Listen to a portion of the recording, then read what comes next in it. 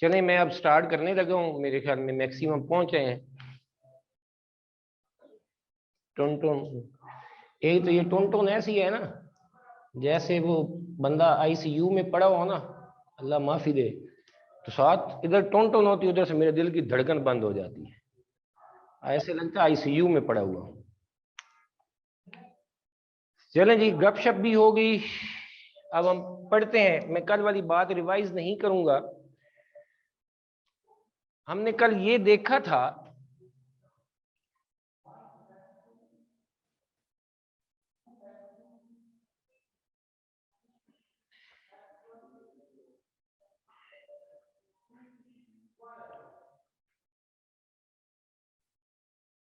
कि अगर एक करंट कैरिंग कॉइल, एक कॉइल है उसमें करंट पास हो रहा है, वो पड़ी हुई है मैग्नेटिक फील्ड में, तो उस पर टार्क अप्लाई हो सकता है, तो जिससे उस पर कपल अप्लाई होगा और वो रोटेशन में आ सकती है, रेस्ट से मोशन में आ सकती है। तो वो जो टार्क है जो इस पर अप्लाई होगा, कपल अप्लाई होगा, उसका फार्मूला है न्याब कॉस ऑफ थीटा। और इसमें जो थीटा है वो क्या है, वेयर थीटा इज एंगल, यहां पर जो फाइनल बनता है वो ये रिजल्ट बनता है कि theta is angle between plane of coil and external magnetic field. ये हमारे पास रिजल्ट आया। ठीक है, इसका जो कल वाला लेक्चर है वो मैं एडिटिंग कर रहा था, तो अभी वो सारे लेक्चर्स की एडिटिंग हो नहीं सकी आज, तो मैं इंशाल्लाह आज रात तक वो हो जाएंगे। तो जिन्होंने कल वाला अगर लेक्चर ना लिया हो तो वो वीडियो यूट्यूब से देख सकते हैं। मैं कोशिश तो करता हूँ आपके ग्रुप में शेयर कर दूँ, तो जिनका मिस हो गया हो या उसमें कोई कन्फ्यूजन हो तमाम लेक्चर्स में, वो प्लीज़ देख लिया करें, ज़रूर देखा करें। और वो क्या कहते हैं कि चैनल सब्सक्राइब करें, ऐसे नहीं कहते, इसलिए कि जब वो वीडियो अपलोड हो, बाज़ औक़ात ऐसी मसरूफियत होती है कि बंदा, वो मैं लिंक शेयर करने से रह जाता हूँ। तो वीडियो जैसे जैसे कोई अपलोड हो रही हो, कम से कम आप तक पहुँचे तो सही। आपका किसी वक्त दिल कर पड़ता है देखने का, तो वो मैसेज आया हो तो आपको पहुँच जाए। ठीक है, तो किसी न किसी वे में अपने आप को पढ़ाई की तरफ मशगूल रखना है इन 2 महीनों में। ठीक है, मई में तो इंशाल्लाह आप लोगों के पेपर होने हैं, मई जून के स्टार्ट में, ऐसे ही है ना, जून के फर्स्ट वीक में या सेकंड वीक में आप लोगों के पेपर होने हैं, हर सूरत होने हैं, क्योंकि अब तो कोई चांस ही नहीं है। और दुआ करो पेपर हो जाएं। अगर पेपर ना हुए तो अब आगे यूनिवर्सिटीज़ में एडमिशन तो फिर मसला हो जाना है ना, तो इसलिए पेपर होना बहुत ज़रूरी है, नहीं तो 1 साल आगे पीछे ना हो जाए। सही है, चलो बिस्मिल्लाहिर्रहमानिर्रहीम। ये हमारे पास एक करंट कैरिंग कॉइल है जो कहाँ पर पड़ी हुई है, परमानेंट मैग्नेटिक फील्ड के अंदर पड़ी हुई है, और इसको जब रखा जाता है तो इस पर टार्क अप्लाई हो सकता है, जिसके नतीजे में इसमें रोटेशनल इफेक्ट आ सकता है।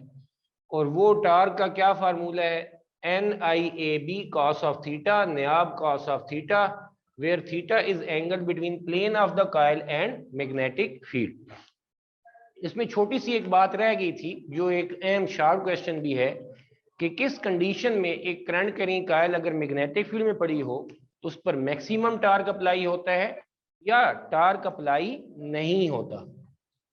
टार्क अप्लाई नहीं होता यानी मिनिमम टार्क 0 होता है, यानी करंट कैरिंग कॉइल होने के बावजूद, मैग्नेटिक फील्ड में पड़ा होने के बावजूद उस पर टार्क अप्लाई नहीं होता। तो वो हम जरा देखते हैं दोनों सिचुएशन। पहले यही मिनिमम टार्क देख लेते हैं।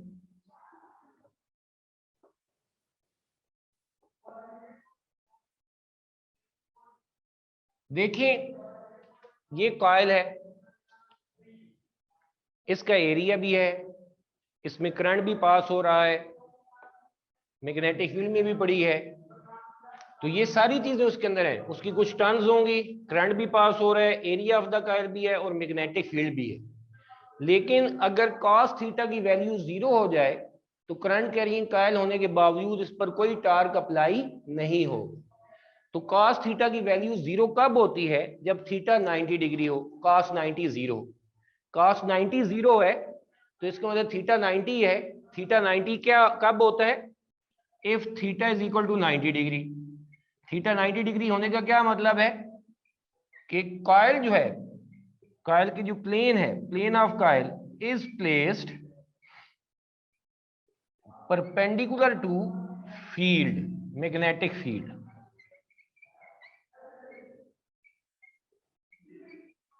यानी ये हमारे पास नॉर्थ पोल है, ये साउथ पोल है। अब ये ड्राइंग बड़ी अजीब सी है मेरी, यानी यहाँ पे मैग्नेटिक फील्ड पास हो रही है और यहाँ पर प्लेन ऑफ द कॉइल यानी एरिया ऑफ द कॉइल और मैग्नेटिक फील्ड के दरमियान एंगल कितना है? 90 डिग्री। ठीक है, आपकी ड्राइंग अच्छी हो तो ज्यादा बेहतर डायग्राम बनाना। तो टॉर्क जो है वो किसके बराबर आ जाएगा? न्याव कॉस ऑफ 90। कॉस 90 क्या होता है? 0 होता है। तो ये current carrying coil magnetic field में पड़े होने के बावजूद इस पर कोई टॉर्क अप्लाई नहीं होगा। ये हमारे पास एक सिचुएशन आ गई। दूसरी, मैक्सिमम टॉर्क।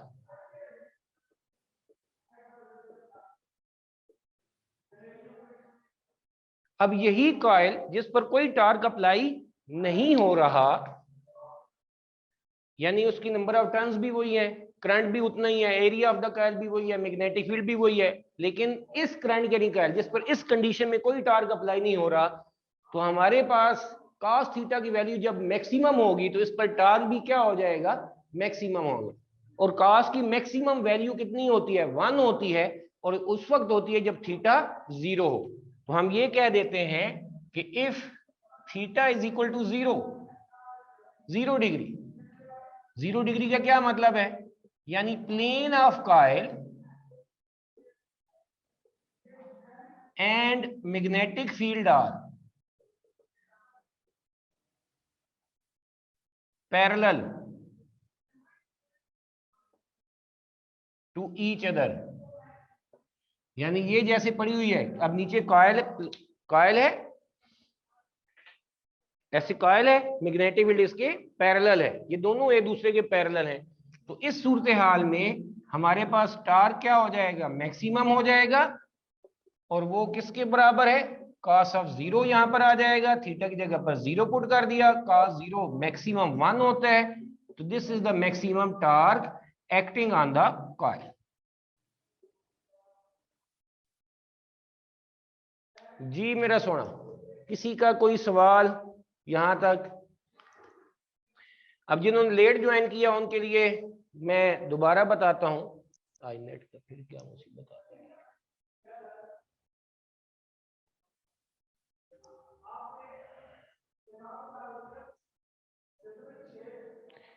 किसी का सवाल मेरा सोना? No sir.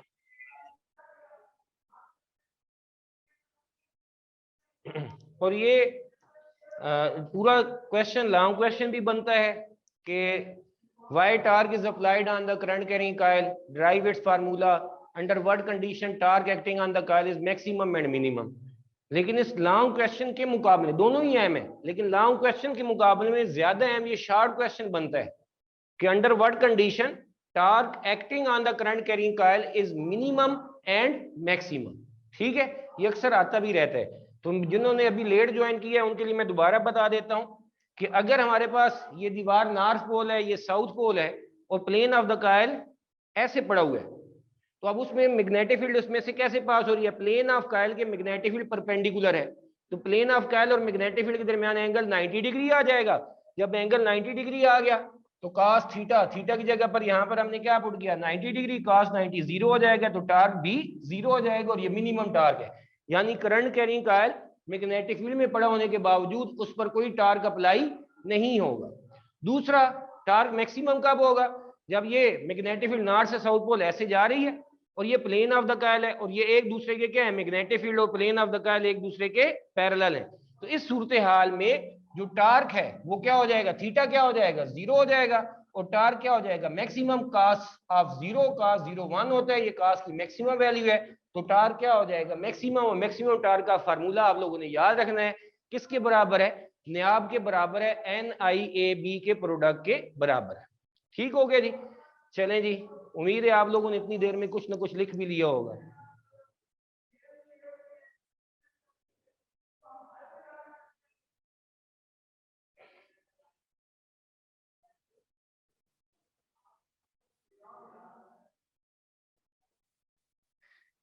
जी, अब हम आगे बढ़ते हैं। Next topic is galvanometer. MRI आपके उसमें सिलेबस में नहीं है, तो अब हम गैल्वानोमीटर पे जाएंगे। लड़के तो हाँ, वो समझ आ गई है? जी सर, समझ आ गया। चले, आपने आज सवाल नहीं किया ना, इस वजह से मैं समझा कि आपको आवाज नहीं पहुंच रही। नहीं बिलाल, नहीं सर, समझ आ गया। बिलाल आपने लेट ज्वाइन किया, खैरियत थी? सर वो दुकान पे गया हुआ था। चले जी, अल्लाह करे तुम सब्जियां बेचोगे। ऐसा तो नहीं है सब्जी बेचने गए थे? नहीं सर, वो तो सामान लेने गया था।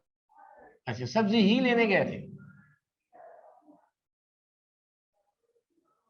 Yes sir. चलो मुबारक हो।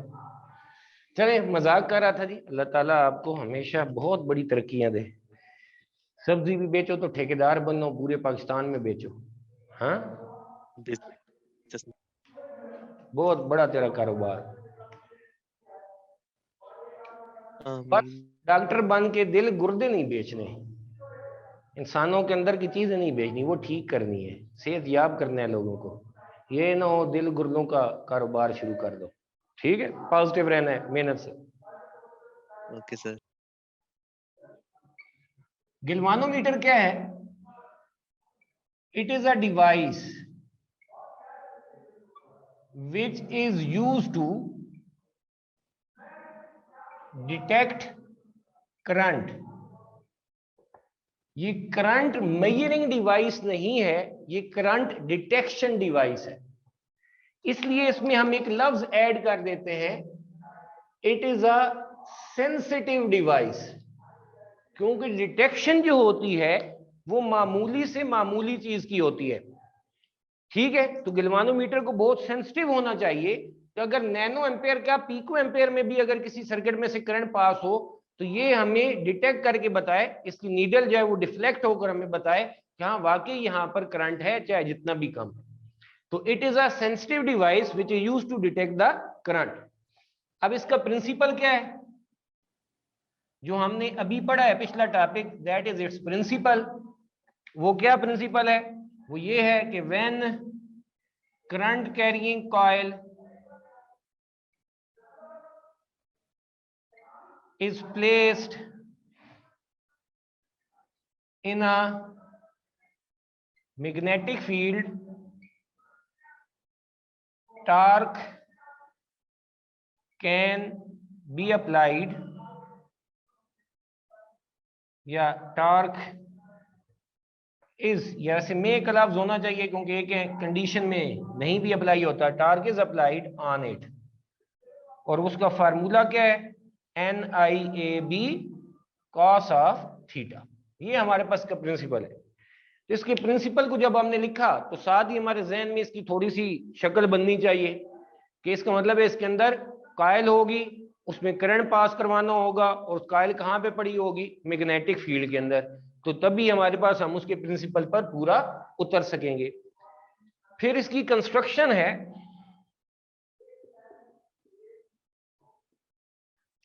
और जो बेसिक गैल्वानोमीटर हमने पढ़ना है,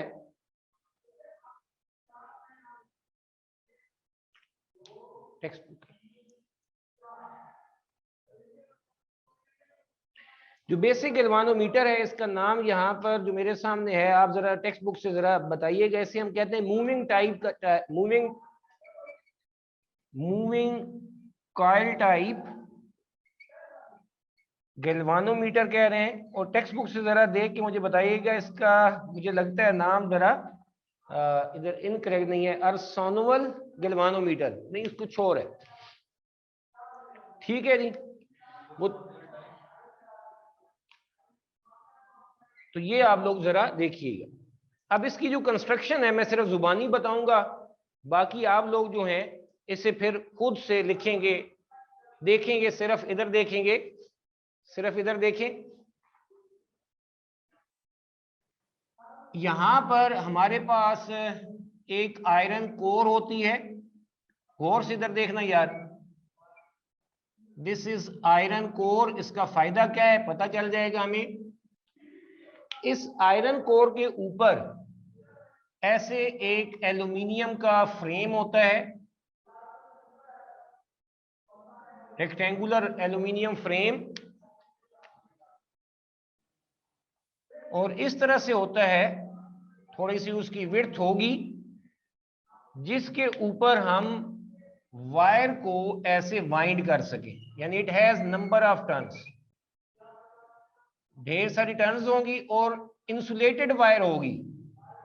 इंसुलेटेड वायर का मतलब है उसके ऊपर लेमिनेशन की हुई होगी, वायर एक दूसरे के ऊपर लिपटी होगी, लपेटते चले जाएंगे उस एल्यूमिनियम फ्रेम पर, लेकिन एक्चुअली वो टच नहीं कर रही होंगे। जैसे आप ये समझ लें, लेमिनेशन थिन सी इंसुलेशन है, जबकि ये जो हम बाजार से केबल खरीद के लाते हैं, तारें खरीद के लाते हैं, उसके ऊपर रबड़ की इंसुलेशन हुई होती है, उसकी बजाय हमने लेमिनेशन की होगी, थिन सी हमारे पास लेमिनेशन होगी, लेकिन वो एक दूसरे पर लिपटे होने के बावजूद वो एक्चुअली एक दूसरे को टच नहीं कर रही होंगी, प्रॉपर लेमिनेटेड होंगी। जब वो हमने कॉइल को वाइंड कर लिया उसके ऊपर, तो इसके लोअर एंड पर यहाँ पर एक स्प्रिंग लगा हुआ है, और ये मैंने आपको बताया था कि एक्चुअली ये अलग से स्प्रिंग नहीं होता, इसी वायर को ही हमने ऐसे स्प्रिंग का इफेक्ट दिया होता है। या दूसरे लफ्जों में ये भी याद रखें कि हमारे पास यहाँ पर स्प्रिंग रिप्रेजेंट करने का मकसद ये है कि हमारे पास एक रीस्टोरिंग फोर्स या रीस्टोरिंग टार्क अप्लाई होगा, और वो यही जो वायर है that act as a spring. कैसे, वो हम अभी सीख लेंगे। और इसको हमने कहां पर रखा होता है, concave shape poles of the permanent magnet, concave shape poles of the permanent magnet, इसके दरमियान हमने इसको रखा होता है। ये इसकी दो करंट लीड्स है, मैं इनको ओ और ओ डैश कह देता हूं, ये जो भी आपकी बुक में नाम है, आपकी बुक में इनका नाम है T1, नीचे वाले को कह रहे हैं टॉर्शनल हेड्स, यहां पर हमने सस्पेंड किया होता है, और ये हमारे पास T2 है, यहां से हमने इसके ऊपर सस्पेंड किया हुआ है। अब दोबारा इसकी कंस्ट्रक्शन जरा देखें। सबसे पहले ये नीचे क्या है, एक आयरन का सिलेंड्रिकल पीस है जिसे हम कह रहे हैं आयरन कोर। फिर यहां पर ये क्या है ब्लू कलर में, ये हमारे पास है एल्यूमिनियम फ्रेम। एल्यूमिनियम फ्रेम पर हमने क्या चीज लपेटी हुई है, कॉइल को, रेक्टेंगुलर कॉइल है वो हमने सस्पेंड की हुई है। ये ऊपर से कॉइल को हमने यहां पर से ऊपर छत के साथ ही समझ लो या किसी स्टैंड के साथ बांधा हुआ है, और ये सस्पेंड कर रही है कॉइल। इसके लोअर एंड पर हमारे पास यहां पर क्या है, एक स्प्रिंग है, and this coil is suspended between the concave shaped poles of permanent magnet।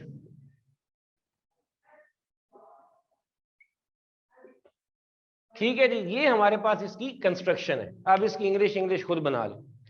अब बोर्ड पर लग रहा है कि वो जैसे पोल्स यहां पर पड़े हुए हैं और कॉइल ऐसे है, ठीक है, लेकिन ऐसा नहीं है, कॉइल ऐसे वर्टिकली पड़ी हुई है।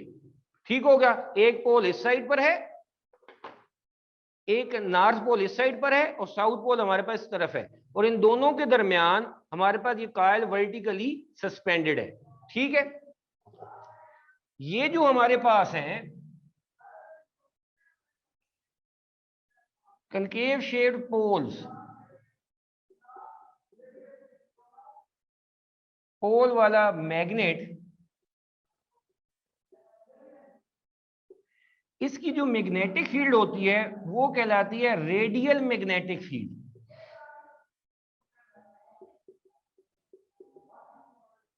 रेडियल मैग्नेटिक फील्ड कैसे, गौर करें इधर,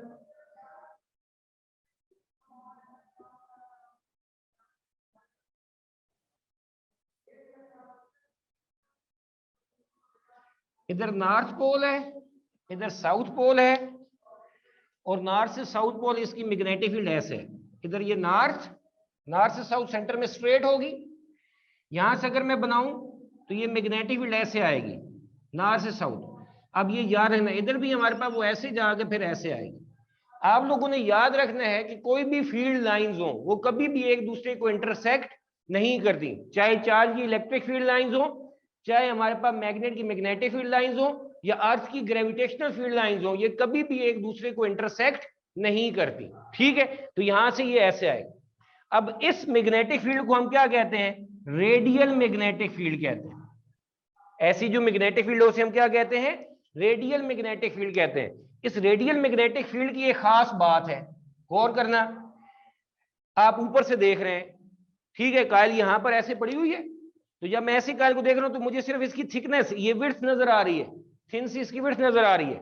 तो यहां पर जब ये कायल पड़ी होगी ऐसे, तो ये इस मैग्नेटिक फील्ड के साथ क्या होगी? पैरेलल होगी। अगर मैं इसको ऐसे कायल को रख दूंगा तो यहां पर हमारे पास क्या होगा? इस मैग्नेटिक फील्ड, ये जो ऊपर वाली मैग्नेटिक फील्ड ऐसे, और ये नीचे वाली, इन दोनों की ये पैरेलल पड़ी हुई होगी। यानी प्लेन ऑफ द कायल मैग्नेटिक फील्ड के हर वक्त क्या रहेगा? पैरेलल ही रहेगा। तो रेडियल मैग्नेटिक फील्ड का क्या फायदा है कि जब कायल उसमें मूव करेगी तो हमारे पास प्लेन ऑफ द कायल और वहां पर एक न एक मैग्नेटिक फील्ड का पोर्शन पूरा ऐसा मौजूद होगा जो इस प्लेन ऑफ द कायल के क्या रहेगा? पैरेलल रहेगा। पैरेलल रहने का मतलब है थीटा 0 रहेगा और कायल पर एक ही तरह का टार्क अप्लाई होगा, एंगल की वजह से उसमें किसी किस्म का चेंज नहीं आएगा। ठीक है, यानी कौन सा टार्क अप्लाई होगा? मैक्सिमम टार्क अप्लाई होगा। मैक्सिमम टार्क हमने अभी फार्मूला पढ़ा है, उसे हम क्या कहते हैं? NIAB। तो जब कायल रोटेट करेगी उसकी टर्न्स चेंज नहीं होनी। करंट, हम डीसी करंट दे रहे हैं, एक ही तरह का करंट दे रहे हैं, करंट चेंज नहीं होगा। एरिया ऑफ द कायल भी चेंज नहीं होगी। मैग्नेटिक फील्ड की जो स्ट्रेंथ है वो भी मैक्सिमम एक ही तरह की है। तो इसका मतलब ये आ गया, इसका ये मतलब आ गया कि कायल को, जब करंट कैरिंग कायल को मैग्नेटिक फील्ड में रखा जाएगा और इसमें करंट पास होता है तो ये रोटेट करेगा और इस पर एक ही कांस्टेंट टार्क अप्लाई होगा जो उस करंट से पैदा होगा जो हमने इसको दिया है। अगर करंट वेरी नहीं करेगा तो इस पर हमारे पास डिफ्लेक्शन टार्क, जो कायल को डिफ्लेक्ट करेगा, उसमें किसी किस्म का चेंज नहीं आएगा। तो अब इसकी कंस्ट्रक्शन के बाद मैं अब इसकी वर्किंग की तरफ आता हूं।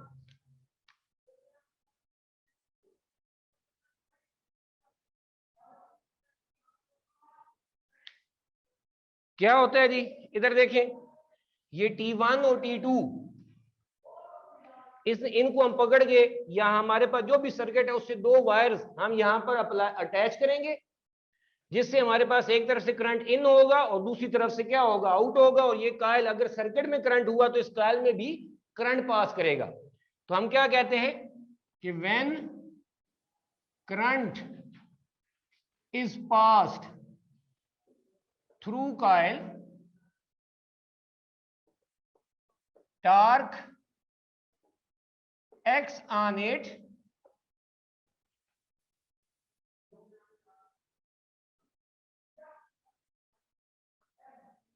and it may rotates.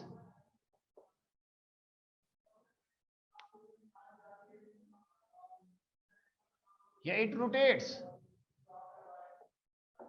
ठीक हो गया। और वो जो उस पर टार्क अप्लाई होता है, जिस कायल को रेस्ट में था उसे डिफ्लेक्ट किया, तो हम उसे कह देते हैं डिफ्लेक्शन टार्क। डिफ्लेक्शन टार्क जो है वो हमारे पास किसके बराबर हो जाएगा?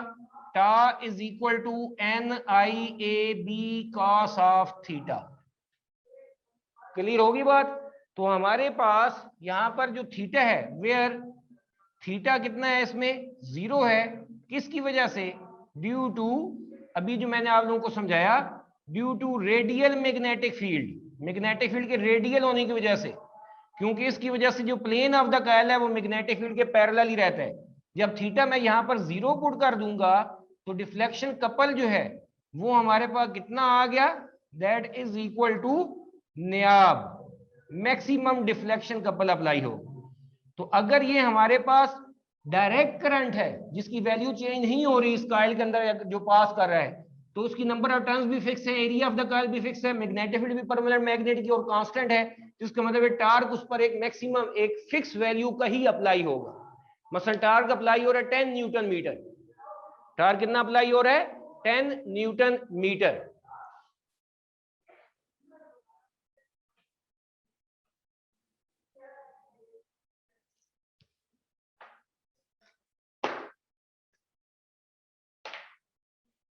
देखें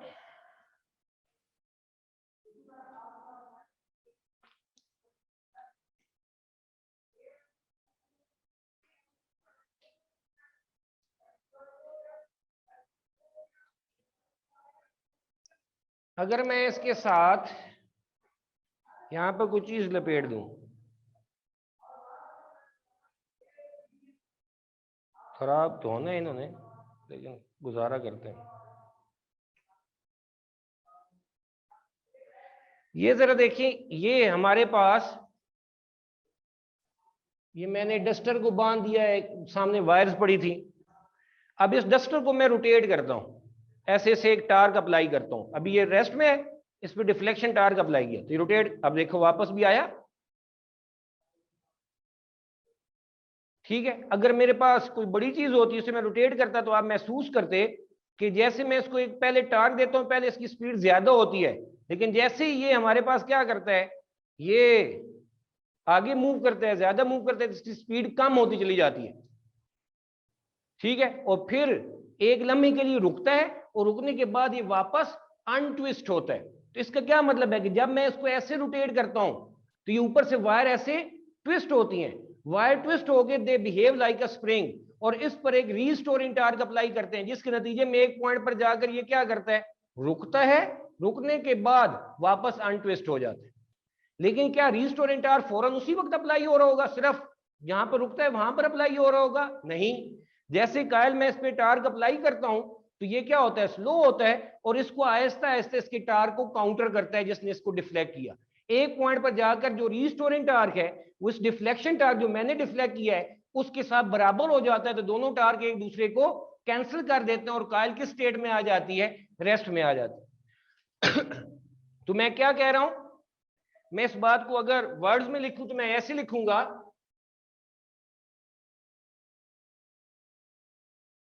restoring torque when coil rotates, suspension wires, जिसको मैं नीचे किससे रिप्रेजेंट किया है, स्प्रिंग वाले इफेक्ट से भी रिप्रेजेंट किया। तो ये स्प्रिंग हमने इसी वजह से रिप्रेजेंट किया ताकि इस इफेक्ट को हम रिप्रेजेंट कर सकें, बिहेव लाइक suspension wire या spring twists and apply restoring torque। restoring torque उसके लिए मैं हुक्स लॉ का सहारा लूंगा। आप लोगों ने 9th में हुक्स लॉ पढ़ा हुआ है, वो क्या कहता है कि जितना बॉडी पर स्ट्रेस अप्लाई करेंगे उतना ही ज्यादा उसमें स्ट्रेन पैदा होगा, उतना ही उसके अंदर चेंज पैदा होगा। लीनियर मोशन में स्ट्रेस हम ऐसे भी रिप्रेजेंट कर सकते हैं फोर्स से, वैसे फोर्स पर यूनिट एरिया होता है, लेकिन स्प्रिंग को जब हम एक्सटेंड करते हैं लीनियर मोशन में तो फोर्स जितना ज्यादा अप्लाई करेंगे उसकी एक्सटेंशन या डिस्प्लेसमेंट उतना ज्यादा होगा।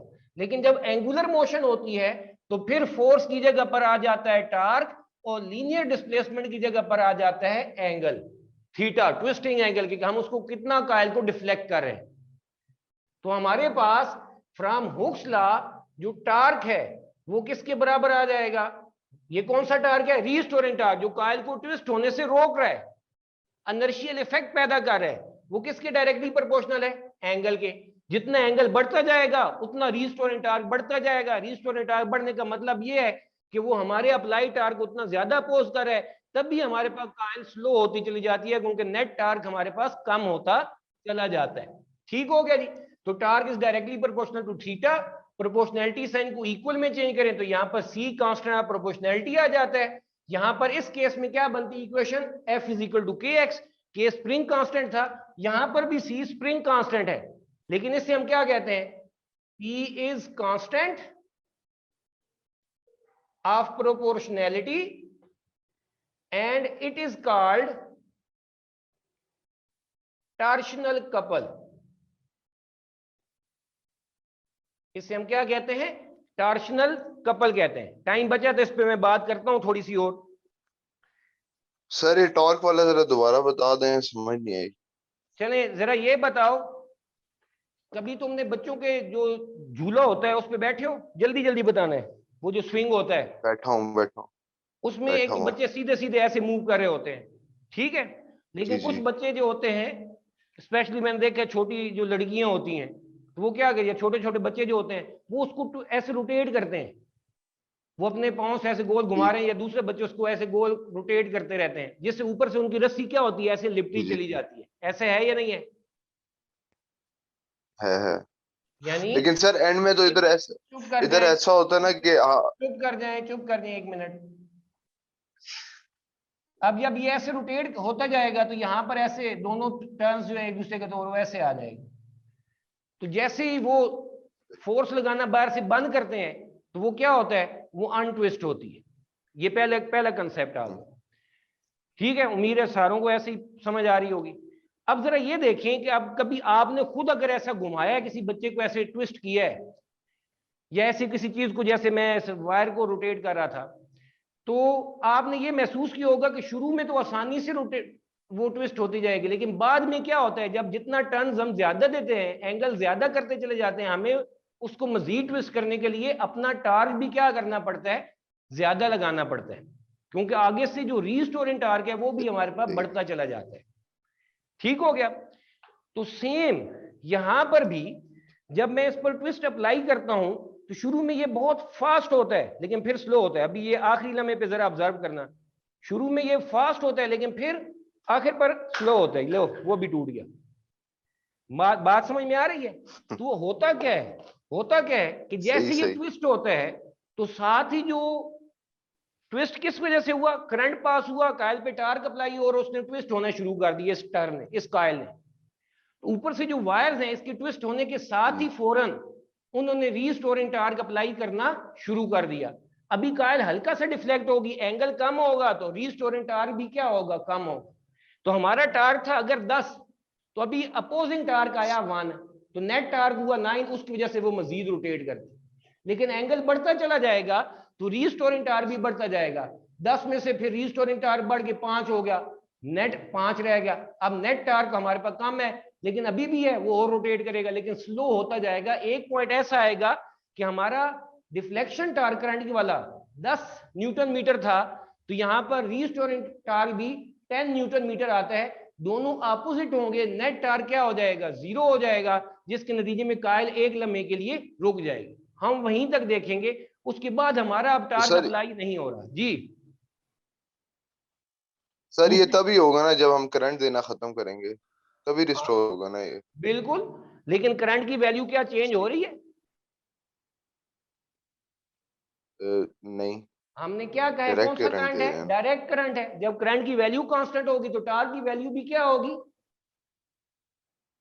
कांस्टेंट होगी, सही। कांस्टेंट होगी। तो रीस्टोरिंग टार्क भी जब उसके बराबर हो जाएगा तो उसके बाद दोनों बैलेंस करके कायल को एक जगह पर रोक रोक देंगे। लेंगे, कायल रुक जाएगी। बात समझ में आ गई? सही होगा। ठीक ठीक ठीक। चलें, अब जरा इधर आते हैं। तो यहां पर मैं अब क्या लिखता हूं, अ पॉइंट कम्स, टाइम बहुत शॉर्ट रह गया, less than 2 minutes. A point comes when क्या होता है, डिफ्लेक्शन टार्क इक्वल हो जाता है किसके, रीस्टोरिंग टार्क के।